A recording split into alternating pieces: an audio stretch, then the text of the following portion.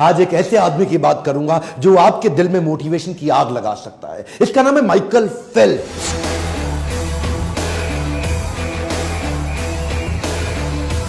शायद आपने ज्यादा ना सुना हो, पर आपको इतना बता दूं कि पृथ्वी के इतिहास में किसी भी गेम में, किसी भी साल में, किसी भी देश में, किसी भी प्रकार से इससे ज्यादा मेडल दुनिया में ना कोई जीत सका और आसानी से जीत भी नहीं पाएगा। 7 साल की छोटी उम्र से स्विमिंग सीखना शुरू किया, इतना फोकस, इतना एब्जॉर्ब कि 10 साल की उम्र तक नेशनल रिकॉर्ड तोड़ दिए। 12 साल की उम्र में अपनी कैटेगरी के अगले नेशनल रिकॉर्ड तोड़ दिए। 15 साल की उम्र में स्कूल में रहते रहते पहला बच्चा बना अमेरिका के अंदर जो ओलंपिक्स तक पहुंच गया। उसके बाद जब तक ये स्कूल में था ना, तब तक अभी लाइसेंस नहीं मिला इसको ड्राइविंग का, लेकिन दुनिया के सारे रिकॉर्ड तोड़ दिए। और जब तक कॉलेज की उम्र में आया, अपने रिकॉर्ड पिछले फिर से तोड़ दिए। देखते ही देखते इस लड़के ने 4 ओलंपिक्स में 28 मेडल जीते। एक हमारा देश भी है ना प्यारा, भारत देश, हाँ, इसने 24 ओलंपिक्स में 28 मेडल जीते। 1985 में बाल्टीमोर अमेरिका में इसका जन्म हुआ। 2004, 8, 12 और 16 चारों ओलंपिक्स में सबसे ज्यादा मेडल जीतने वाला पृथ्वी में एक ही इंसान बना। आज तक के इतिहास में इसको बोला जाता है most decorated Olympian in the planet earth. Decorated Olympian को जरा मैं हिंदी में अपने देश में समझा देता हूं। मैं डेकोरेटेड ओलंपियन का मतलब आभूषित, आभूषणों से सुसज्जित, आभूषित, डेकोरेटेड। और कौन से आभूषण? गोल्ड मेडल के आभूषण। इतने गोल्ड मेडल एक इंसान एक ही गेम में कभी दुनिया में नहीं ले सका। 2004 से 8 के बीच में वो 4 साल जो उसने चाइना में बीजिंग ओलंपिक के लिए प्रैक्टिस करी थी, उस प्रैक्टिस को देख के दुनिया इसको पागल कहती थी। एक्चुअली 1972 में, कई साल पहले, मार्क स्पिट्ज ने एक वर्ल्ड रिकॉर्ड बनाया था। स्विमिंग के अंदर एक ही बार में 7 गोल्ड मेडल जीत गया था। स्विमिंग, हर प्रकार के स्विमिंग के फॉर्मेट में 7 गोल्ड मेडल एक साल में, एक ओलंपिक में एक आदमी के द्वारा जीते जाना। उसके बाद वो सबने मान लिया कि अब इस रिकॉर्ड को कभी नहीं तोड़ा जा सकता, लेकिन इसने अनाउंस कर दिया मैं तोड़ूंगा। और वो उसके लिए मार्क स्पिट्ज 4 साल तक 8 घंटा रोज ट्रेनिंग करते थे, ये 4 साल तक 12 घंटा रोज ट्रेनिंग करते थे। 100 किलोमीटर हर हफ्ते, 15 किलोमीटर पर डे, और 100 मीटर 50 सेकंड के अंदर कर लेना। छोटी उम्र से ही बाउंड्री लेस थिंकिंग, ढक्कन तो था नहीं सर पे, इतना बाउंड्री लेस थिंकिंग कि सारे रिकॉर्ड्स ढूंढता था।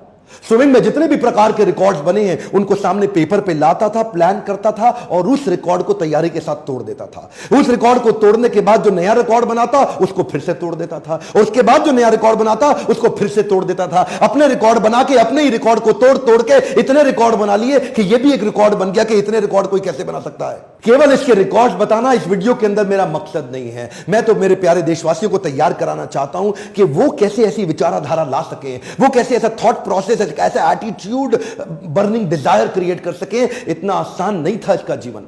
जो उसका बचपन था बहुत संघर्षपूर्ण बीता।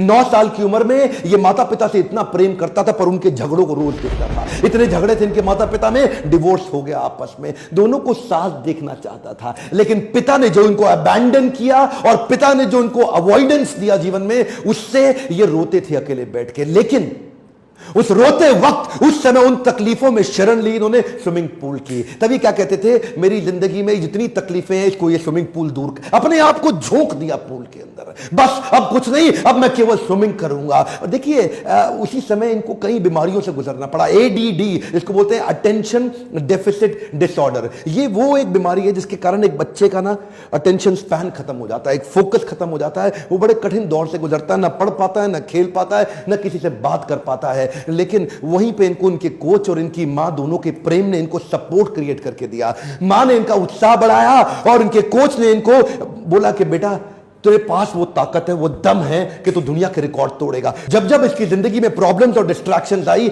ये पर्पस और पैशन बिल्ड कर देते थे कि जब भी इनको तकलीफ होती थी अपने आप को धक्का मार के पूल में फेंक देते थे। वो जो deep sense of purpose create हुआ, उसने इनको एडिशनल लेयर ऑफ इंस्पिरेशन और मोटिवेशन क्रिएट करके दी। ये जो additional layer of inspiration and motivation है, इस डीप सेंस ऑफ पर्पस से मेडल जीतने के बाद इन्होंने खुद माइकल फेल्प्स फाउंडेशन की तैयारी करी। बोले जिस स्विमिंग ने मुझको वापस खड़ा किया वो मैं पूरी दुनिया को देना चाहता हूं। केवल मेडल जीतना मेरा पर्पस नहीं, बल्कि स्विमिंग को लोगों के जीवन जीने के तरीके में डाल दूंगा। अपना पैसा जो कमा के लाते थे उसको अपनी एनजीओ में डालते थे, ताकि इस प्रकार से स्विमिंग का फायदा बाकी दुनिया को भी मिल सके। इनके मन के अंदर ना इच्छा होती थी टू अचीव द अनअचीवेबल। शुरू से इनके कोच ने इनको ऐसा ही ट्रेनिंग भी दिया। क्या बोले, ये जो अनवेवरिंग फोकस है ना, ये कैसे बिल्ड होगा?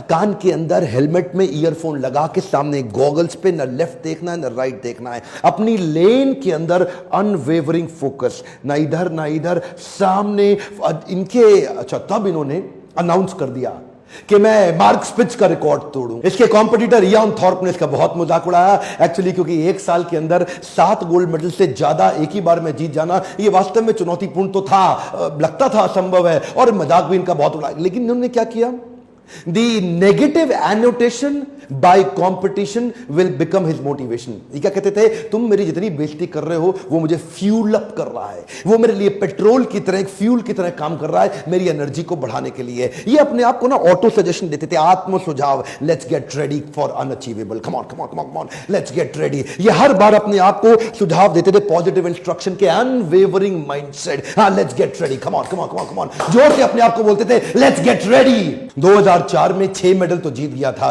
पर ये जो 8 मेडल का अनाउंसमेंट कर दिया ना इसने कि 2008 में मैं 8 मेडल नहीं 8 गोल्ड मेडल जीतूंगा, वो जो है ना, वो बड़ा मजाक उसका बहुत बना कि ये अपने आप को पता नहीं भगवान समझ बैठा है। लोग जब जब इसका मजाक उड़ाते ये और चुप हो जाता और शांत हो जाता, और उसको लेके अपने लॉकर में, अपने घर के सामने, अपने शीशे पे, अपने बाथरूम में, अपने बेडरूम में, हर जगह चिपका देता। इसने उसको 8 गोल्ड मेडल को घोट के पी गया अपने अंदर कि ये तो मुझे जीतना है। इसने अपने लिए बड़े ही self punishing, harsh, difficult, tough routine और प्रोसेस प्रैक्टिस के लिए तैयार कर ली है। लेकिन अचानक एक दुर्घटना हो गई, इसका दायां हाथ फ्रैक्चर हो गया, जिसमें हड्डी अलग अलग हो गई आपस में। मना कर दिया डॉक्टर्स ने, बोला बीजिंग ओलंपिक्स में तू पार्टिसिपेट नहीं कर सकता, खत्म हो गया तेरा हाथ, तू हाथों का इस्तेमाल अब स्विमिंग में नहीं कर सकता। इसका तो दिमाग हिला हुआ था, बोला मैं अनाउंस कर चुका हूं, मेरे को तो बीजिंग ओलंपिक जीतना ही जीतना, और जीतना नहीं है 8 मेडल नहीं 8 गोल्ड मेडल चाहिए। लेकिन वो जो हाथ टूट गया, सबने बोला पागल है क्या, अगली बार अगले ओलंपिक्स में कर ले, जिंदा रहेगा तो करेगा ना। अच्छा, सोल्यूशन और पॉसिबिलिटीज पे इतना फोकस करता कि मन ही मन इसको एक आइडिया आया। ये डॉक्टर्स को और भगवान को धन्यवाद किया, बोला अच्छा हुआ मेरा हाथ टूट गया, अब मैं अलग प्रकार की प्रैक्टिस करूंगा, 1 साल तक केवल पांव से स्विमिंग करूंगा, वो प्रैक्टिस अपने पांव को चलाने की स्पीड पे कर डालूंगा जो कोई और नहीं कर पाता। क्यों? क्योंकि उसके साथ में हाथ भी चलता है। इसने अपने पांव से स्विमिंग कर करके इतनी एक्स्ट्रा मजबूती ला दी कि जब तक इसका हाथ रिकवर हुआ, इसकी स्पीड को कोई मैच ही ना कर पाए, और वो हाथ टूटने के बावजूद बीजिंग ओलंपिक्स में ये उतरा, एक के बाद एक ये रेस जीता चला गया, हर एक में गोल्ड मेडल मिलता चला गया। और इसी के बाद आया 200 मीटर का बटरफ्लाई। ये जब 200 मीटर के बटरफ्लाई में भाई साहब कूदे तो इनका जो गॉगल्स था वो क्रैक कर गया, और जो गॉगल्स क्रैक हुआ ना, रेस चालू हो चुकी है, अब रुकने की कोई संभावना नहीं है। लेकिन गॉगल्स में पानी घुसने लगा, वो पानी घुसने से इसको डिस्टर्बेंस हो रही थी, पर ये रुका नहीं, बाहर से देख के किसी को पता नहीं लगा, ये पूरी तेजी से चलता रहा। क्यों? उसकी पुरानी हैबिट और उसकी प्रैक्टिस, उसकी स्पीड उसको काम आ रही थी। इसने गिने हुए थे कि हर 20वें हाथ पे मेरी एक ब्रेथ पार होगी, हर 20वें हाथ में मेरी दूसरी ब्रेथ पार होगी, और फिर 20वें हाथ में मेरी तीसरी ब्रेथ पार होगी। वो कैलकुलेटेड टाइम और उस फोकस के साथ 100 मीटर के बाद अंधा हो चुका था। ये कुछ नहीं दिख रहा था, लेकिन अब किसी बहाने का टाइम नहीं। एक भी मेडल में सिल्वर या ब्रोंज आया तो 8 का रिकॉर्ड खराब हो जाएगा। ये हाथ पे हाथ मारता चला गया, और आखिरी 20वें हाथ पे जब फर्श छुआ, गर्दन उठाई, और ऊपर क्या देखता है, ऊपर लिखा है WR। क्या? WR का मतलब है वर्ल्ड रिकॉर्ड। इसकी आंख में जो आंसू आया वो दुनिया ने देखा, क्योंकि ये अंधा हो चुका था, कुछ उसको दुख नहीं रहा था। और तब WR के साथ इसने 8वां गोल्ड मेडल लेकर के उस सारी चुनौतियों को prove them wrong. Come on, क्या प्रूव देम रॉन्ग। अपनी सफलताओं के चलते अब तक ये दुनिया के 5वें सबसे अमीर खिलाड़ी बन चुके थे। कई नए दोस्त आए, नए रिश्ते बने, और जो प्रेम का पुराना खोखलापन था वो पैसे से, सफलता और रिस्पेक्ट से भर नहीं जाता। शायद उसी के चलते ये उसी प्रेम और संतुष्टि की तलाश में कुछ गलत आदतों में पड़ गए, और जिसी के चलते इनको कुछ ही समय के अंदर DUI, जिसको बोलते हैं driving under the influence of intoxication, उसके चलते इनको 2 बार जेल में भी डाला गया, रिक्रिएशनल ड्रग्स के साथ पकड़ा गया, पार्टी के स्मोकिंग लॉट में इनको पकड़ा गया कई बार। ये तो वो चीजें हैं जो पूरी तरह से मीडिया कवरेज में भी आई, जेल तक इनको जाना पड़ा, इनको बैन भी लगा टेम्पररी स्विमिंग के लिए। वो सारी तकलीफों ने इनको पूरी तरह झकझोर दिया। लोगों ने इनसे पूछा कि इतनी सफलता के बाद ये फेलियर देख के कैसा लग रहा है? बोले कैसा लग रहा है? कुछ नहीं लग रहा, हो गया फेलियर, कोई बात नहीं, हो गया, इंसान हूं, मुझसे भी गलती हो सकती है, हो गया, लेकिन अब नहीं करूंगा। मैं इतनी दूर आया हूं यहां तक रहने के लिए नहीं और आगे जाने के लिए। अब नहीं करूंगा, जो हो गया हो गया, पुनर्जन्म, नया जीवन स्टार्ट, रीस्टार्ट करने जा रहा हूं। बाउंस बैक किया, वापस खड़ा हुआ, उधर सपोर्ट सिस्टम काम आया। इसकी माता जी जो इसकी मदर थी, जिन्होंने इसको आज तक इतना बड़ा ताकत दी, और इनका वो इटरनल कोच जो आज तक इनका कोच है, जो बचपन से इनका, उन्होंने आकर के इसको खड़ा किया। इन्होंने दूसरे स्पोर्ट्स में नजर डालनी शुरू करी कि बाकी खिलाड़ी कैसे खेलते हैं, वापस खड़े हो गए। 2012 में संन्यास ले चुके माइकल फेल्प्स 2014 के अंदर फिर अपने आप को खड़ा करने की कोशिश करी। Roger Federer, Rafael Nadal, Tiger Woods, ये दूसरे खेलों के खिलाड़ियों को देख के फिर से इंस्पिरेशन गैदर किया, बुरी आदतों से अपने आप को निकालने का प्रयास किया। कृष्ण कहते हैं गीता के अंदर, भोग ऐश्वर्य प्रसक्ता नाम तया भृत चेतसाम व्यवसायत्मिका बुद्धि समाधो न विधीयते।